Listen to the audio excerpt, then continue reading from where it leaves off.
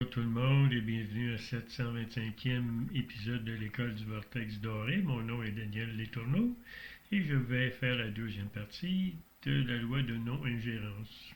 Alors, le premier sujet que je veux parler, c'est le suicide. Moi, je vous parle depuis le plan blanc. Je ne vous parle pas depuis le plan physique, depuis le plan magnétique ou le plan astral. Donc, je sais c'est quoi, je sais ce que l'âme a besoin. L'âme passe par des affaires très difficiles, mais notre mental égo, lui, aime ça quand la vie est facile et que tout va bien. Alors, lorsque la vie est difficile et très longue, alors le mental égo va vouloir tuer le corps physique, donc procéder au suicide. Si l'âme vit ce que la personne vit de difficile, c'est parce que l'âme a besoin de cette expérience-là et doit passer absolument au travers pour finir sa mission de devenir un canal d'action de la source cause première. Alors, si vous commettez le suicide, c'est pas vous, c'est pas l'âme qui vous suicidez, c'est votre mental ego. Ça veut dire que vous faites, j'aime pas le mot, mais on va dire un péché capital face à la source cause première, parce que c'est la source cause première qui décide ce qui arrive dans votre vie. Alors, ce qui va arriver quand vous allez vous suicider, vous allez vous ramasser dans un plan astral très bas, même dans le plan supraphysique, et vous allez attendre jusqu'à temps que vous allez vous réincarner, et vous allez revivre la même expérience jusqu'à temps que vous ne commettez pas le suicide. J'ai trois histoires concernant la non-ingérence, l'ingérence et le suicide. Quand j'étais plus jeune, j'avais un ami, il s'appelait Marcel. Il était petit, chétif, il voulait faire partie d'une bande de gangs de rue. Et puis, naturellement, après un certain temps, ils lui ont demandé de tabasser une vieille personne. Alors lui, t'as pas question qu'il tabasse quelqu'un ou qu'il vole quoi que ce soit. Il voulait juste faire partie de la gang. Et puis là, il a été rejeté. Et ça lui a fait tellement mal qu'il s'est suicidé. Donc lui, il a voulu que les gens interfèrent dans sa vie. Mais il n'a pas voulu faire certaines choses. Ensuite, quand j'étais jeune, l'homosexualité, c'était pas quelque chose de très bien vu et plusieurs homosexuels ont eu beaucoup de sévices, ont eu beaucoup de difficultés à avoir un emploi, à s'occuper d'eux.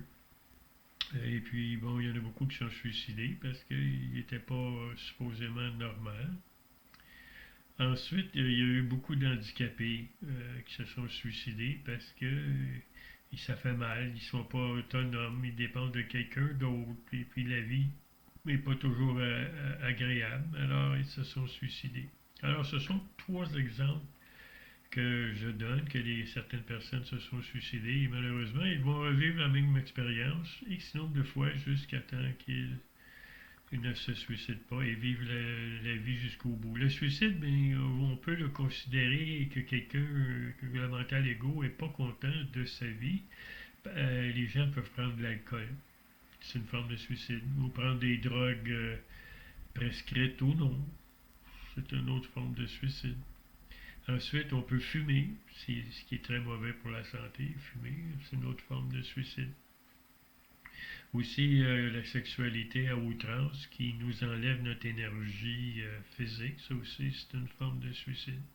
La, la prostitution aussi, c'est une autre forme de suicide. Maintenant, je veux parler de l'avortement. J'aimerais dire tout de suite aux femmes que si vous vous faites avorter, vous ne commettez pas de crime. Parce que l'enfant dans votre corps physique est comme votre foie, votre pancréas, vos poumons, votre cœur, ça vous appartient, c'est à vous. Le bébé ne respire pas, donc l'âme ne peut pas prendre possession du corps physique. Peut-être le corps magnétique, oui, mais pas l'âme. Alors, tant et aussi longtemps que le bébé ne respire pas, ce n'est pas un crime. Alors, la vie commence lorsque le bébé sort et se met à crier. Alors là, si vous le tuez, c'est un crime. Aujourd'hui, par rapport à avant, avoir des enfants. Ici, en Amérique, c'est beaucoup plus difficile. Donc, les parents font beaucoup d'ingérence dans l'éducation de leurs enfants. Au, au lieu de euh, faire des choses contre les enfants, comme les battre ou les forcer à faire des choses différentes, vous devriez toujours leur montrer, ce qu'ils font de bien, au lieu de leur montrer ce qu'ils font de mal, et essayer d'échanger. Ensuite, vous devriez plutôt montrer que d'ordonner. Montrer aux enfants comment faire certaines choses, au lieu de leur donner fais ça, fais ça, fais ça. Ça ne veut pas dire que les enfants vous comprennent. De toute façon, un enfant commence à avoir ses fonctions du mental commencent à fonctionner vers l'âge de 5 ans avant qu'il puisse comprendre quoi que ce soit. Et ensuite, montrer à être équilibré. Mais malheureusement, les parents ont eu des parents déséquilibrés, les parents sont déséquilibrés et ils élèvent leurs enfants de la même façon qu'ils ont été élevés. Alors ça va faire des enfants déséquilibrés. Mais si vous êtes un bon parent, vous êtes équilibré, votre enfant sera équilibré. N'oubliez pas que vos enfants ont un chemin à faire. Alors n'interférez pas dans leur chemin. Essayez pas qu'ils fassent des choses que vous voulez. Non, laissez-les tranquilles, laissez-les faire ce qu'ils veulent faire. Et ils ne vous appartiennent pas, n'oubliez pas.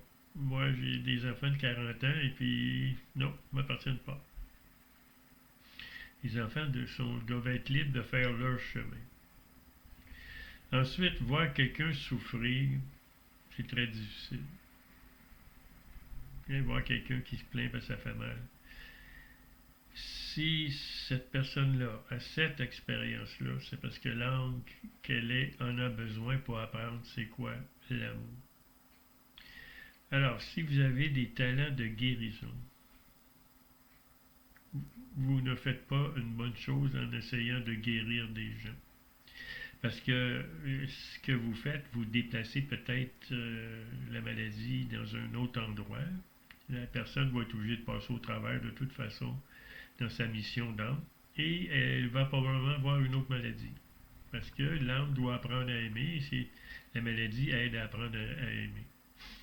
Alors voilà, c'était mes pensées sur la loi de non-ingérence et je vous souhaite une belle journée ou une belle soirée.